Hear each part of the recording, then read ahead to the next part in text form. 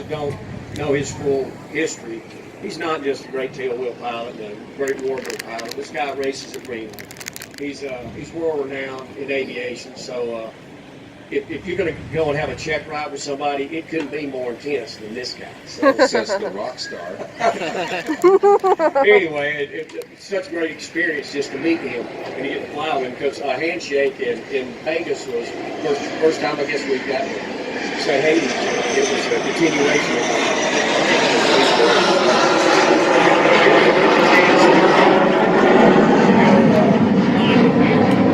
and have his expertise in the back seat, tapping me on the head with a stick. No, don't do that again.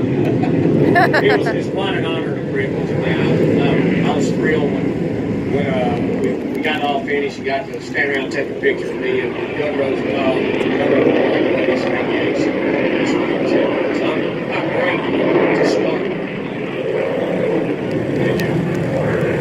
Now, other than that, what are the characteristics? What is it like to fly the P-40 compared to, say, P-51 or the Racers?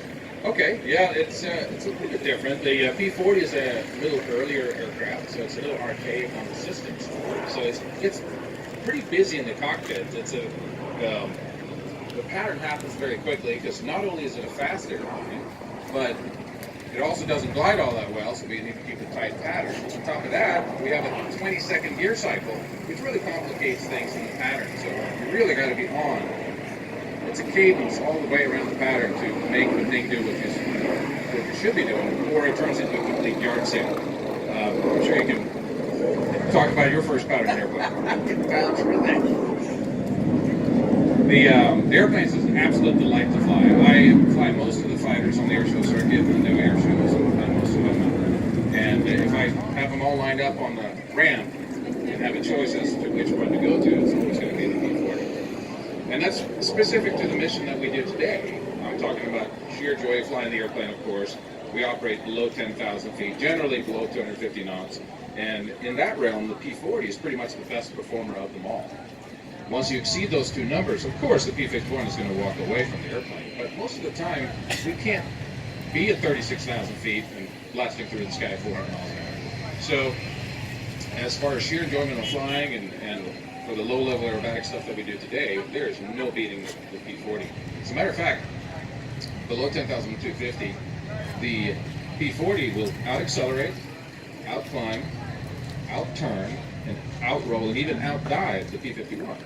After those two numbers, obviously, the P-51 is going to walk away. It's a much higher performing airplane. So it's like comparing apples and oranges. People want to compare the two because they look similar. They're both B-12 and the same size and shape. But completely different performance aspects and the pros and cons of the two airplanes. I just don't know which one I prefer to fly normally. I call the P-40 the pits of the warbirds because of the way it handles. Super. I got to say, one of the most astounding things, and while you were saying that, Tom, I was thinking about it. How when you told me, all right, I want to see an accelerated stall, if I turn the airplane and pull it tighter, it's just sitting there, and it's flying perfect. It feels very comfortable. Now, the payoff's pretty quick, but still, it's remarkable. And as you say that, I guess below those altitudes you're talking about, wow, you can see how you can turn inside of just about anything. Yeah, I'm sure you've heard the age-old story or saying that the P-40 could not outturn the Zero. Well, that's true. There's not a single airplane in the world that could outturn the Zero. But there's not a single fighter on the Allied side that could outturn the P-40. So in a turning dogfight down low, it's clearly superior in every Super.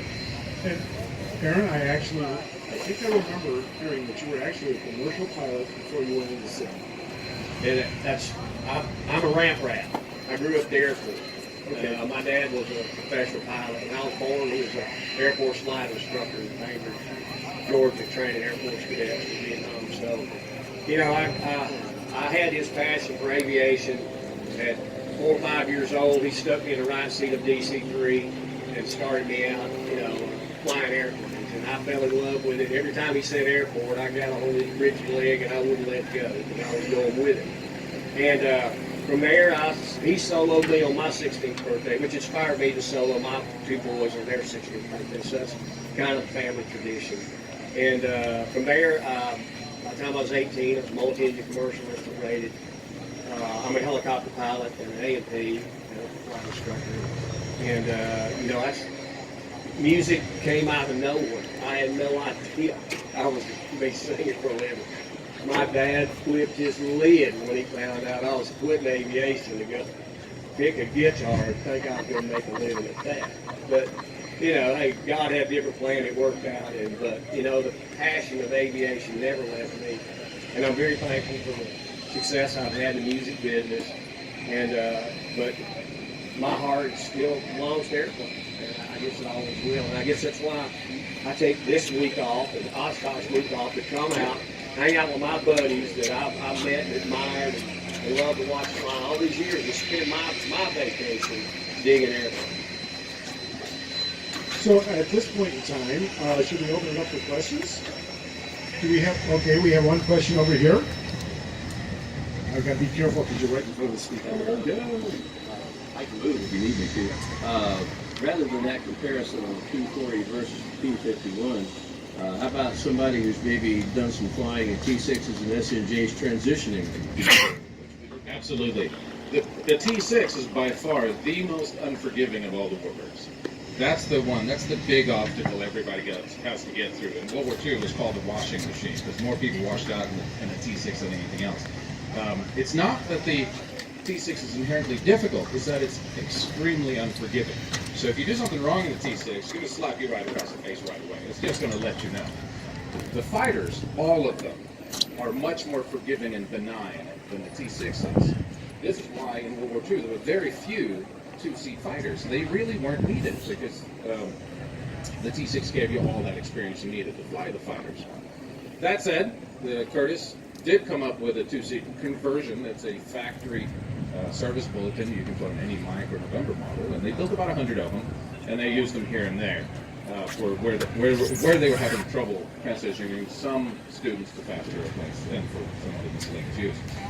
So the T6 is obviously a slower aircraft, so you got to get used to the speed in a fighter when you transition to the P-40. And as I mentioned earlier, it's a very, very fast-paced pattern procedurally. So that's a big step for most T6 guys. Also, the ear is narrower than the T6, so it's not as good of a crosswind airplane. The controls are simply not there. The T6 is superior in that regard. So you got to watch it a little bit with the P-40. Other than that, they have a lot in common. The P-40, of course, has more reactive and faster controls than the T6, but that part is usually not a problem for T6 drivers. If you have trouble landing the P-40, the best advice I can give people, go shoot landings in the backseat of your T6, and you'll nail it.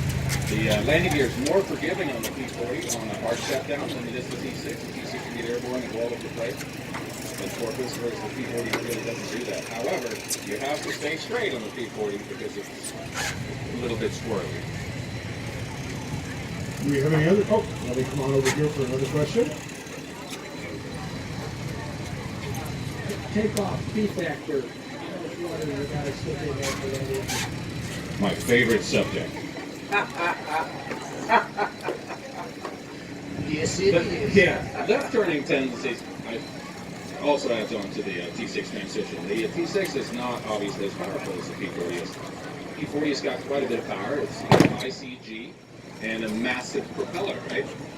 So we have 4 left turning tendencies. It's spiral and slipstream, P-factor, gyroscopic precession, and torque. And without getting into my 1-hour lecture on the subject, it's all about an ounce of prevention versus a pound of cure. Slipstream is taken care of by the engineers by the offset and the vertical, more or less, and you adjust for speed of power by means of rudder trim. So that one isn't all that important. P-factor, you take care of that one in the 3-point takeoff roll portion by means of tail wheel steering. That's much more effective than the rudder is, of course. Once the tail comes up, the P-factor is gone. Gyroscopic precession is the one that gets people in trouble. When you lift the tail up on a 11-foot propeller swinging at 1,500 RPM with 1,320 horsepower behind it, it swerves. And if you don't do anything about it, you will be off into the weeds on the left side of the runway. However, if you just prevent it a little bit, you find that it's not that big of a deal. Playing catch-up is where you see people, there are reactive pilots, as I call it, get in trouble. And then, of course, the misunderstood of them all is torque. A Torque is actually a rolling force, not a yawing force. So we control torque with stick. So if you look on the cockpit videos that we do in training, and you see the air show footage, etc., and the P-40 specifically, you'll see pilots take off with the sticks all the way to the right, as far as you can go, until you come up to speed, and you slowly come out with it to balance against the torque. So yeah, it's a very, very important factor of flying fighters specifically, and especially the narrow gear, high power airplanes like the P-40, a Wildcat, Spitfire, Metronich 109. The wide gear airplanes are a little easier to deal with, such as the P-47 and P-51, because they're more stable.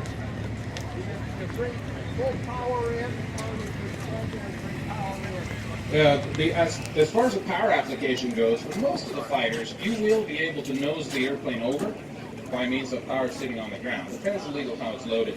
The P-40 is a light tail airplane, a lot like a Stearman, if you will.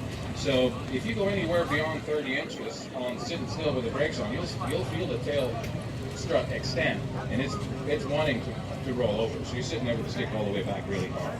So the procedure is usually you line it up on the runway, rev it up to 30 inches, you look at all your engine instruments, make sure you're happy, and if you have two people on board, you want to compare front and back.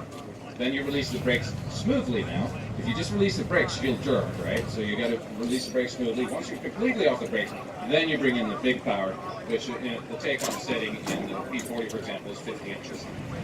And it'll be through 100 miles an hour before you hit the 1,000-foot mark. Any other questions that we have? Yes, sir.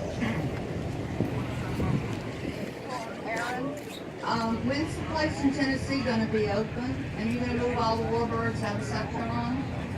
Yeah, actually, I don't have any warbirds in South Carolina, so it's and you know this is a project that I'm going into with my son Teddy, my oldest boy. He's an AFP now, and working on airplanes. He really loves warbirds and antique restoration. So that's the core of what we're going to do with this new hangar, and we'll probably hopefully start breaking ground by this fall.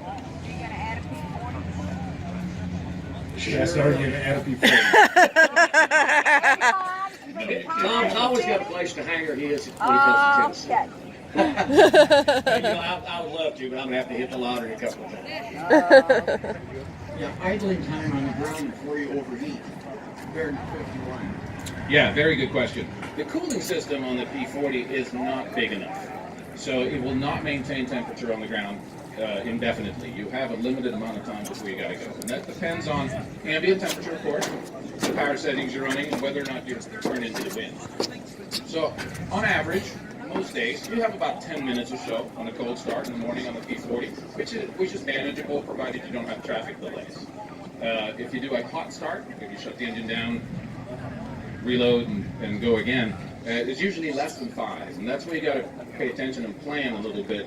And I've yelled at more than one air boss over the years to let me go because I'm starting to overheat on the ground. Now, the Mustang, you can keep it cool on the ground. If you turn it into the wind, put the flaps down and set a little bit of power, you can sit there almost all day long. So it's a much better cooling system. Realize that the Mustang was not designed as an interceptor. It was a escort fighter, right? So when they did that, they wanted to launch everybody at once, so they took a lot of planning and a lot of taxiing on the ground and go and intercept the bombers. The P-40 was not necessarily an interceptor. It wasn't its prime purpose, but it did it pretty well.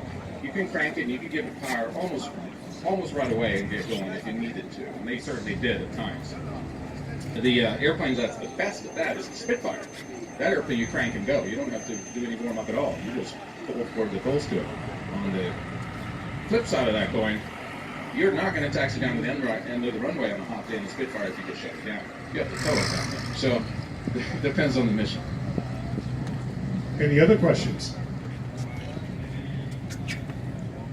Oh, you got one over here. Type of fuel used in it today versus back in the old days. They had various fuels they used in World War II. The most commonly available on the Allied side was the 115, 145. And that was excellent stuff. We could run very high power settings without the addition of anti-detonant injection fluid, methanol and water. The Allison that's on the P-40 is a single-stage supercharger, and it can run all the way up to 61 inches, 100 low lifts a day without detonating. So it's really not a problem for our purposes. There are other engines that have two-speed, two-stage superchargers where you got to be careful with the power settings for today's fuel. But fortunately, that's not the case for the Allison. It's a pretty robust machine. Any other questions? Oh, you got one right there. Okay.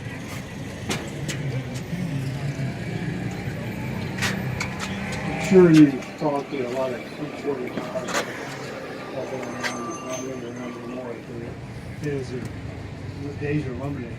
But have you heard any really cool stories about P-40s and the Japanese and shoot downs? And if you have, you could please share those with us. Well, I can tell you about our airplane, which is a pretty fascinating story. Our airplane was built in 1943, ended up in New Guinea in the U.S. Army Air Corps. It flew in the 49th Fighter Group and was piloted by several pilots. But on September 13th, 1943, didn't have a very long life, this airplane. Lieutenant Thorvaldsen took it on a mission, and he ended up scoring 2 kills confirmed and 1 probable. He shot down a 0 and a Betty bomber, and he got a 3rd, as I said, non-confirmed. And then they took it around to the engine, and it wasn't going to keep running, so he was forced to put it down in a field right next to a river in New Guinea. Not exactly friendly territories as the Japanese were around. So one of his buddies dropped a raft for him, and he floated downriver for 5 days through Japanese territory, hid himself in, a bunch of brush and, whatever else he could find floating down the river. No food or water. And eventually made it to Australian forces and was picked up. So he made it through the war, and he actually went on to become a brigadier general in the U.S. Air Force. He passed away in 2014. However, when he put the airplane down, he was accused of having done it on purpose. They didn't believe that he had gotten shot. So when he heard that the aircraft was being recovered in the 90s by some Australian fellas, the only thing he wanted to know is there a bullet hole in the cowl. And sure enough, there was. So after they discovered that, they appealed to the Air Force, and they ended up getting his Purple Heart because he got hurt in the process just a little bit. But he was denied the Purple Heart in World War II, but it was awarded to him, I think, in the early 2000s, because it was retroactively discovered that he indeed had been shot down. So that was kind of a cool story. And we're in contact with his son. We have all kinds of pictures from his war exploits and so on. So we thought that was pretty neat. So not only do we have a P-40, but we have a P-40 with pedigree. As far as I know, and correct me if I'm wrong, there might be someone who knows better, I think this is the only aircraft you can fly as a member of the general public that has 2 confirmed aerial kills. Fantastic. So do we have any more questions? Oh, we got one more here. Just maintenance complexity. Is it much worse than a P-51, or what about the complexity of maintenance? The P-40 is a very rugged airplane, and it handled battle damage really, really well. It's a multiple spar wing and tail, so they were known for coming back with tons of holes in the airplane. So that also translates into an aircraft that's very reliable. The power plant is also much, much simpler than the Rolls-Royce or the Packard Merlin. Much lower parts count, more robust construction. So they tend to be considered very reliable, very simple to work on, comparatively speaking. Still award-winning, right? So because of the reliability of the engine and the lesser parts count and so on, we can offer flying in the airplane at a lower rate than the Mustang, because the Mustang is more expensive to operate. It requires quite a bit more man-hours to maintain and keep going than the P-40.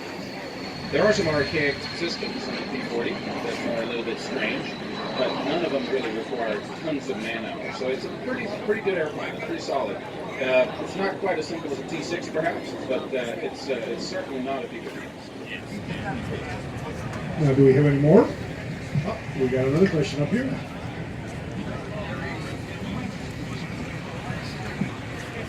I'm curious, the last variant of any particular fighter isn't necessarily the best model of that particular fighter. in terms of the P-40, I don't know the specifics regarding a K or an N model, but what, to your experience, was the best model of the P-40? Well, the best model of the P-40 was an airplane that was never produced. It was only we only built 2 prototypes, and that was the XP-40. Stand out.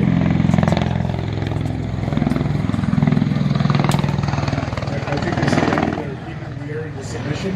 Yes. They built 2 of those. It turned out to be a very successful airplane. However, it came too late, so they never put it into production. They ended up crashing one in testing, and the other one ended up racing in Cleveland. And it was quite a contender. It went pretty fast. It was a pretty neat airplane. However, on the production side of things, the aircraft that were actually put into war service, without a doubt, the N model was the best. And the reason for that, by that time, all the P-40s have been equipped with 650 caliber Brownings, of course, which they realized was the best combination for any fighter, really, that could carry it. Earlier on, they had 30 cals and things like that, so it didn't work all that well. They also had different engines, didn't cool as well, didn't produce as much power, etc. But what they did on the N model versus the M, the Mike model, was they stripped everything out of it that they need. And they made everything smaller. They got rid of emergency extension system on the landing gear. They made the wheels and tires smaller. They got rid of radio equipment, anything that wasn't absolutely necessary for the mission. And they stripped 500 pounds out of the airplane. And that made it really spunky. So the N model, they produced, I think, close to 6,000 of them. Was by far the best airplane out there. It was. They also lengthened the tail to make the spin characteristics or the recovery characteristics much better than the earlier short tail airplanes. And that's a common misconception also. In that process, they did not move the tail wheel back, they just extended the tail back. So they feel exactly the same on the ground as far as handling is concerned. Yeah, the N model is the best one. And only the M and the N model are the ones that were ever built as dual seat, dual control. Any more questions? Oh, we got one over here now. War emergency power versus the 51 Corsair, anything like that? Is there any differences or less? Do they have it in the earlier models? I know they probably had it in the later models. I didn't hear the first one, I'm sorry. War emergency power for P-40 versus P-51 Corsair? Yes. Takeoff power in the P-40 is 1,325 horsepower. That's at 50 inches and 3,000 RPM. War emergency goes all the way up to 61 inches, and that gives you 1,530, 1,540 horsepower. So it's pretty spunky if you want it to. There were different models of the airplanes. They had the 8.2, 8.8, and 9.6 reduction on the superchargers. It varies a little bit, but what I'm talking about is an 8.8 engine, which is common on the hand. The P-51 is a 1,490 horsepower engine, and at war emergency it's 67 inches, because they got the 2-stage, 2-speed supercharger, produces all the way up to 1,720 horsepower, which is a lot of horsepower. Realize now that the P-40 is 1,300 pounds lighter than the P-51, so that's where that difference disappears. Okay, any more questions? Looks like we're done. I want to thank both Thom and Aaron. Much to know about me. Thank you very much for My pleasure. Thanks for having me. and enjoy your day. Thank you. Thanks, everybody. Appreciate it. Next pit.